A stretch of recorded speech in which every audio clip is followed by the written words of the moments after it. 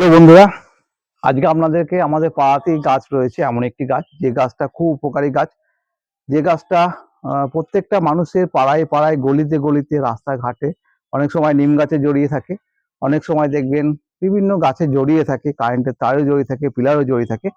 তো সেই ধরনের গাছটাকে আমরা যাকে বাংলায় গুলঞ্চ বলি, এবং বাংলায় গুলঞ্চ বলি, এবার সেই গাছটিকে অনেক জায়গায় হিন্দিতে গেলই বলে। তো এই গাছের উপকারিতাটা ছোট বাচ্চাদের থেকে আরম্ভ করে বয়স্ক মানুষদের, সমস্ত যারা রয়েছে, গাছের পাতাটা একটু দেখাও, গাছটাকে একটু দেখাও। তো এই গাছের যে পাতাটা রয়েছে একদম কাছে থেকে দেখাও। তো এই গুলঞ্চ গাছটাকে মানে কিভাবে কি চ্যালেঞ্জ করে খাওয়া দাওয়া হয় এবং এইটাতে কতটা উপকারী হয় আপনাদেরকে দেখাবো। ঠিক আছে, এই গাছটির সঙ্গে দক্ষিণের সাউথের মানে কেরালার যে বিভিন্ন তরকারিতে একটি গাছ দেওয়া হয়।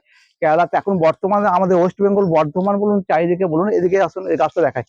এটা হচ্ছে কারি পাতা। এই কারি পাতা, এই গাছটিতে দক্ষিণের সাউথের লোকরা খুব ব্যবহার করে। তো এটি এটি বর্তমানে এখন কি হচ্ছে, আমাদের এখানে কিন্তু এই কারি পাতাটা খুব উপকার, সুগার, প্রেসার, থাইরয়েড যাই বলুন না কেন, প্রত্যেকের এই গাছটিতে খুব উপকার আছে।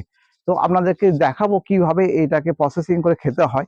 এখন আপনারা অনেকেই জানেন চাল, মানে হচ্ছে ওই আপনার চানাচুর, তারপরে ডাল রান্না করে সবেতেই দেয়। আমি এই গেলইটি কেটে নিয়ে যাচ্ছি এবং এই গেলইটি কেটে নিয়ে যাওয়ার পর আমি এটাকে প্রসেসিং করে দেখাবো কিভাবে খাওয়া হবে।